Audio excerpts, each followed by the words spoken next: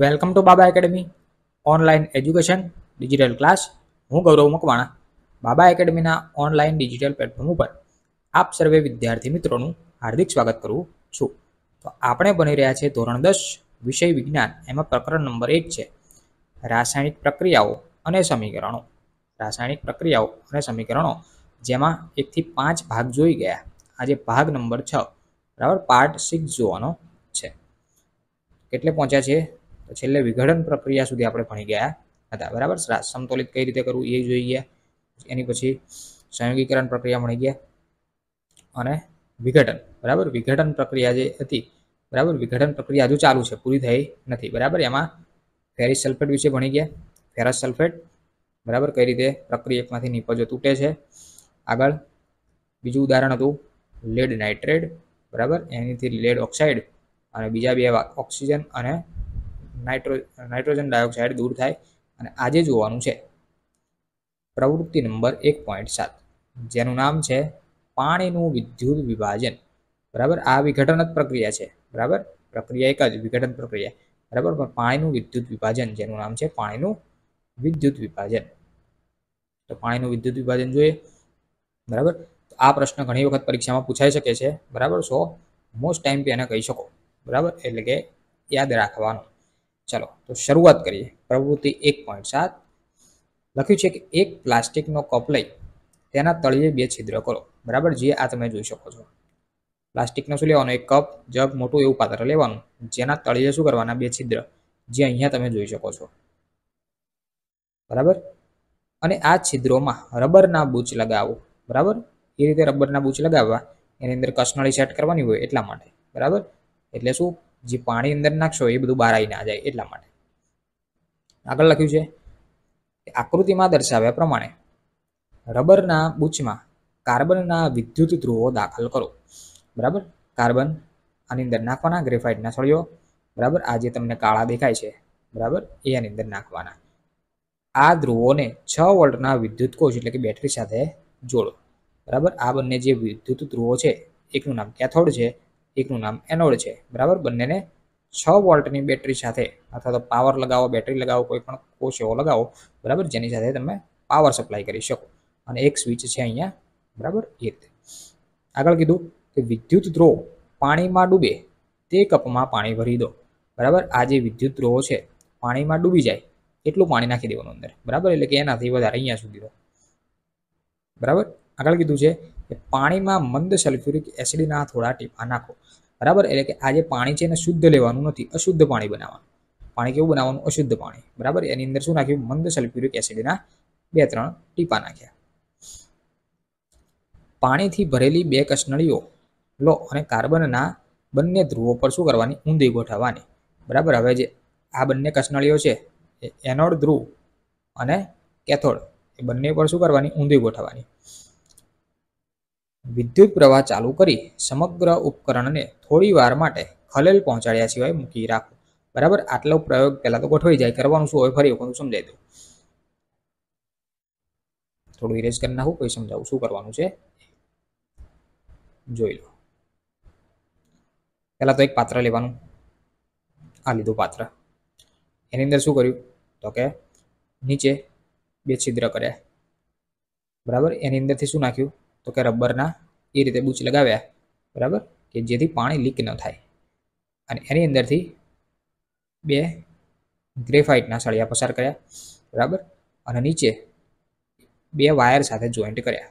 અને બંને wire battery સાથે અથવા તો કોઈ બીજું ઉપકરણ છે એની સાથે. બરાબર, પણ જેનું 6 વોલ્ટ આપી શકે. બરાબર, સીધે સીધું પછી આપણે ઘરના પ્લગમાં નહીં ભરાવાનું. બરાબર, નકર બધું ભડાકા કરી નાખે. બરાબર, એવું બધું કરવાનું નહીં. જેવું કીધું હોય એવું જ કરવાનું. ચાલો, એની પછી શું કર્યું? તો કે એની પછી પાત્રની અંદર નાખ્યું પાણી. કેટલું? તો કે જે આ એનોડ અને કેથોડ જે ગ્રેફાઇટના સળિયા છે એ ડૂબી જાય તેટલું પાણી નાખવાનું. બરાબર, અને એની પર 2 કસનળી છે જે એને ઊંધી ગોઠવવાની. 2 કસનળીને શું ગોઠવવાની? ઊંધી ગોઠવવાની. ચલો, આટલું ખબર પડી. બરાબર, ચાલો હવે વાંચીએ આગળ. હવે શું કહેવા માંગે છે તે લખ્યું છે કે વિદ્યુત પરિપ્રવાહ ચાલુ કરી સમગ્ર ઉપકરણને થોડી વાર માટે ખલેલ પહોંચાડ્યા સિવાય શું કરવાનો છે? રાખી મૂકવાનો છે. બરાબર, આ રીતે જે તમે આકૃતિમાં જોઈ શકો છો એ પ્રમાણે તમને બંને ધ્રુવો પર પરપોટા ઉદ્ભવતા દેખાશે, બરાબર. અહીંયા જે સ્વિચ ચાલુ કરી દીધી, બરાબર, આ જે કળ આપી છે અહીંયા સ્વિચ એ ચાલુ કરી દેશો એટલે કે આની અંદરથી વિદ્યુત પ્રવાહ આની અંદર પસાર થશે, બરાબર. એટલે કે આની અંદર શું તમને જોવા મળશે તો કે એકની ઉપર ઓક્સિજન વાયુ આની અંદર પરપોટા જોવા મળશે. જે કસનળી ઊંધી તમે ગોઠવી છે એની અંદર શું જોવા મળશે? પરપોટા. તો કે જે એનોડ ઉપર છે તમને ઓક્સિજન વાયુ જોવા મળશે અને જે કેથોડ છે એની પર હાઇડ્રોજન વાયુ જોવા મળશે, બરાબર. એટલે કે આ પ્રવૃત્તિ છે. એટલે કે આની અંદર એક સમીકરણ આવશે જે બુકમાં લખેલું નથી, હું અહીંયા તમને લખી આપું.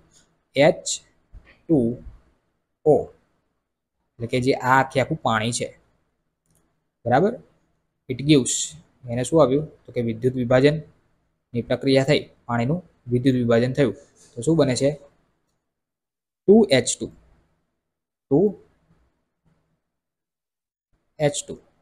વત્તા O2 બરાબર. આગળ અહીંયા 2 લખવાના સમતોલિત કરવા માટે, બરાબર. આગળ 2 લખવાના, બરાબર. તો આ થઈ પ્રક્રિયા. આ પ્રક્રિયાનું સમીકરણ છે જે તમને બુકમાં આપેલું નથી એટલે તમારે લખવાનું રહેશે. એક વખત હું બોલી નાખું જો અક્ષરમાં ખબર ના પડે તો. 2H2O ઇટ ગિવ્સ, બરાબર. આ તીરનું નિશાન 2H2 પ્લસ O2 આ છે સમીકરણ. ક્લિયર? બરાબર. ચાલો, ઓકે. જોઈએ આગળ. તો આ આકૃતિમાં તમને ખબર પડી સમીકરણ કઈ રીતે લખ્યું એ ખબર પડી. હવે આની અંદર જોઈએ આગળ.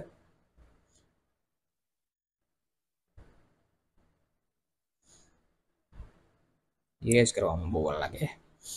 આગળ લખ્યું છે કે તમને બંને ધ્રુવો પર શું દેખાય છે? પરપોટા ઉદ્ભવતા દેખાય છે. આ પરપોટા કસનળીમાં પાણીનું શું કરે છે? વિસ્થાપન કરે છે. શું બંને કસનળીઓમાં એકઠા થયેલા વાયુનું કદ સમાન છે? બંને કસનળીઓમાં પૂરતા પ્રમાણમાં વાયુ ભરાઈ જાય ત્યારે સાવધાનીપૂર્વક કસનળીઓને શું કરવાની? દૂર કરવાની છે, બરાબર. જ્યારે આ એક લેક્ચર હતો, મને યાદ નથી, એની અંદર કોઈકે મને પ્રશ્ન કર્યો હતો, કોમેન્ટ કરેલી હતી વિજ્ઞાનના લેક્ચરના, ધોરણ 10ના જ હતા એટલી મને ખબર છે.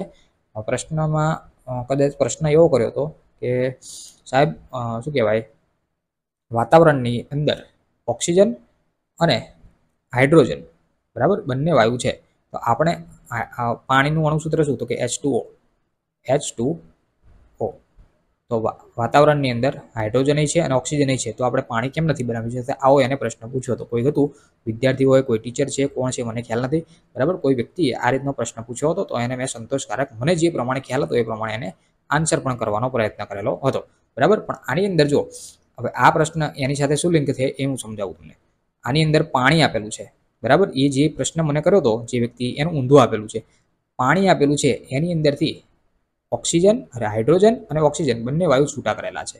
આ જે પાણી છે, બરાબર, એની અંદરથી આ જે પ્રક્રિયા છે થઈ, ઓક્સિજન એનોડ ઉપર અને કેથોડ ઉપર હાઇડ્રોજન વાયુ, બરાબર. પાણીની અંદરથી આ બે વાયુ શું કર્યા? છૂટા કર્યા, બરાબર. આ એ કોઈ પ્રશ્ન કર્યો તો એનો આન્સર પણ ઊંધો છે, બરાબર. પ્રશ્ન કર્યો તો પાણી બનાવવાનો, પણ આપણે પાણીમાંથી શું કર્યું છે? બંને વાયુ છૂટા કરેલા છે, બરાબર. પાણી આપણે બનાવી શકતા નથી. બનાવી શકતા હોત તો પછી ક્યાંય ચકલીઓ મૂકવાની જરૂરત હોત નહીં ને. ચાલો, ઓકે. શું કર્યું છે? વારા ફરતી બંને કસનળીઓના મુખ ઉપર સળગતી મીણબત્તી લગાવો અને વાયુ પરથી પરખ કરો, બરાબર. બંને ઉપર શું કરવાનું? સળગતી મીણબત્તી લગાવો અને વાયુની પરખ કરો, શું થાય છે ચેક કરવાનું. આ સોપાન શિક્ષક દ્વારા સાવધાનીપૂર્વક કરવું, બરાબર. ડાયરેક્ટ મીણબત્તી લઈને કરવું નહીં, ભડકો થશે. દરેક કિસ્સામાં શું થાય છે એનું અવલોકન કરો અને પ્રત્યેક કસનળીમાં કયો વાયુ હાજર છે તેનું અવલોકન કરો. તો એક કસનળીમાં હાઇડ્રોજન વાયુ દેખાશે અને બીજી કસનળીમાં કયો વાયુ દેખાશે? ઓક્સિજન વાયુ દેખાશે, બરાબર. તો આ હતી પ્રવૃત્તિ અને એક પ્રશ્ન હતો, બરાબર. પ્રશ્ન આ કઈ રીતે પૂછાય છે કે તો કે પાણીનું વિદ્યુત વિભાજન આકૃતિ સહિત સમજાવો, આવું પૂછાઈ શકે. અથવા તો પાણીનું વિદ્યુત વિભાજન આકૃતિ દોરી વિગતવાર સમજાવો, બરાબર. તો આકૃતિ દોરવાની અને આપણે વ્યવસ્થિત સમજાવવાનું, આકૃતિ દોરવાની અને વ્યવસ્થિત સમજાવવાનું, બરાબર. લખાણ પટ્ટી વ્યવસ્થિત હોવી જોઈએ, જે તમને અહીંયા બુકમાં વ્યવસ્થિત આપેલી છે, બરાબર. ખાલી એક સમીકરણ આપ્યું નથી એ મેં તમને લખાયું. હજુ ના ખબર પડે તો ફરી વખત લખી નાખું. હું બોલું એ પ્રમાણે લખો ને, અહીંયા દેખાય એ પ્રમાણે લખો. 2H2O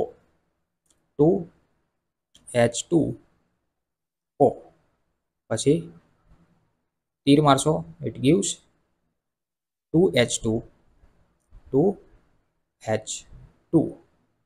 plus O2 plus O2, બરાબર, એટલે કે આ છે પાણી, લિક્વિડ, અહીંયા લખશો L, લિક્વિડ.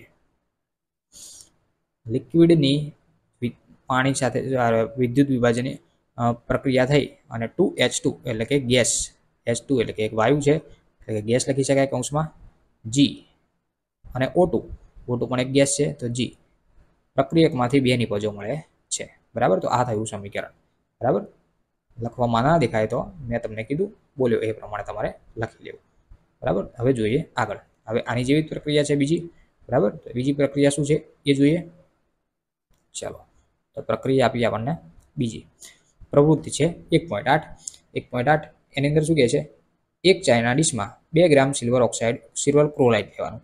બરાબર, અને સૂર્યપ્રકાશની હાજરીમાં મૂકવાનું. તેનો રંગ કેવો છે તો કે સફેદ રંગનું હોય. કેવા રંગનું હોય? સફેદ રંગનું. થોડી વાર માટે ચાઇના ડીશને સૂર્યપ્રકાશમાં મૂકો. બરાબર, તો એની અંદરથી શું થઈ જશે? સિલ્વર ઉડી જશે, ક્લોરીન પડ્યું રહેશે, એવું થશે. બરાબર, સિલ્વર શું થઈ જશે? ઉડી જશે અને ક્લોરીન પડ્યું રહેશે. એટલે કે આ સૂર્યપ્રકાશની હાજરીમાં શું થયું તો કે વિઘટન થઈ ગયું. થોડા સમય પછી સિલ્વર ક્લોરાઇડનો રંગ અવલોકન કરો. તમે જોશો કે સૂર્યપ્રકાશમાં સફેદ સિલ્વર ક્લોરાઇડનું રૂપાંતર રાખોડી રંગમાં પદાર્થમાં થાય છે. એટલે કે સિલ્વર આની અંદરથી ઉડી જાય. બરાબર, સૂર્યપ્રકાશની હાજરીમાં ઉડી જાય તો શું વધે તો કે ક્લોરીન વધે ખાલી. બરાબર, ક્લોરાઇડ વધે એટલે કે રાખોડી રંગનું પડ્યું રહેશે અંદર. પ્રકાશને કારણે સિલ્વર ક્લોરાઇડનું વિઘટન સિલ્વર અને ક્લોરીનમાં થવાને કારણે આવું થાય છે. એનું સમીકરણ આપ્યું. જો ઉપરનામાં સમીકરણ આપ્યું નતું, આની અંદર આપી દીધું. શું સમીકરણ આપ્યું છે કે તો 2AgCl સૂર્યપ્રકાશની હાજરીમાં વિઘટન થયું તો શું થયું? Ag અને Cl2 બંને ગેસ, એક સોલિડ અને એક ગેસ. Cl2 શું થયો? સોરી, Cl2 ઉડી જશે. બરાબર, મારી ભૂલ થઈ બોલવામાં ક્યાંક. બરાબર, થઈ શકે છે, માણસ છીએ તો બધું થઈ શકે છે. સોરી એ બદલ. ચલો, 2AgCl ઇટ ગિવ્સ સૂર્યપ્રકાશની હાજરીમાં 2Ag જે સોલિડ છે અને Cl2 ગેસ છે. બરાબર, એ વિઘટન થાય છે. અને એનું બ્રોમિનનું ઉદાહરણ આપ્યું છે બીજું. તે જ રીતે સિલ્વર બ્રોમાઇડ પણ આ જ પ્રકારે વર્તે છે.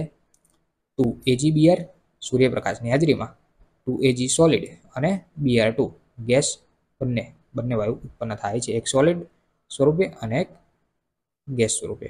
ઉપર દર્શાવેલી પ્રક્રિયાઓ શ્યામ અને શ્વેત એટલે કે બ્લેક એન્ડ વ્હાઇટ, આજથી ઘણા વર્ષો પહેલા બ્લેક એન્ડ વ્હાઇટ ફોટોકોપી આપતું હતું. બરાબર, બ્લેક એન્ડ વ્હાઇટ તમે ફોટો પાડો તો બ્લેક એન્ડ વ્હાઇટ પડતા હતા. એની અંદર આનો ઉપયોગ થતો હતો. કઈ તો કે સિલ્વર ક્લોરાઇડ અને સિલ્વર બ્રોમાઇડનો ફોટોગ્રાફીમાં વપરાતી હતી.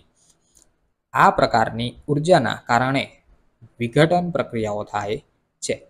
આપણે જોયેલું છે કે વિઘટન પ્રક્રિયાઓમાં પ્રક્રિયકો તોડવા માટે ઉષ્મા, પ્રકાશ અને વિદ્યુત સ્વરૂપે જોવા મળે છે. જે પ્રક્રિયાઓમાં ઉષ્મા શોષાતી હોય તેવી પ્રક્રિયાઓને ઉષ્મા શોષક પ્રક્રિયા કહે છે. અંડરલાઇન કરજો, અહીંથી લઈ અને છેક અહીંયા સુધી અંડરલાઇન કરવી. શું કહે છે કે જે પ્રક્રિયાઓમાં ઉષ્મા શોષાતી હોય તેવી પ્રક્રિયાને ઉષ્મા શોષક પ્રક્રિયા કહે છે. કેવી પ્રક્રિયા? ઉષ્મા શોષક પ્રક્રિયા કહે છે.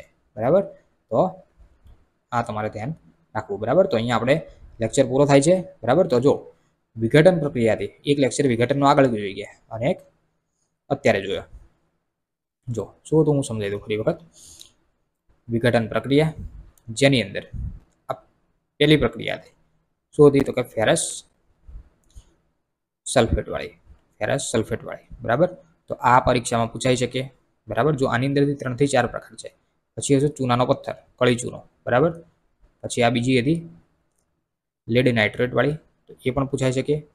પછી ત્રીજી આપણે અત્યારે હાલ જોઈ. બરાબર, એ મેં મોસ્ટ ટાઈમ તમને કીધી એટલે કે ટીક કરી જ નાખવાની. પાણીનું વિદ્યુત વિભાજન, એ પણ કદાચ પરીક્ષામાં પૂછાઈ શકે. બરાબર, અને આવું એકાદું સમીકરણ કદાચ 1-2 માર્કમાં પૂછાય.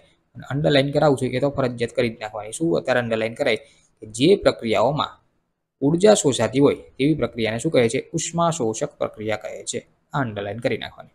બરાબર, તો આજનો લેક્ચર અહીંયા સુધી રાખીએ છીએ અને નેક્સ્ટ ભણીશું પછી. બરાબર, સો થેન્ક્સ ફોર અટેન્ડિંગ.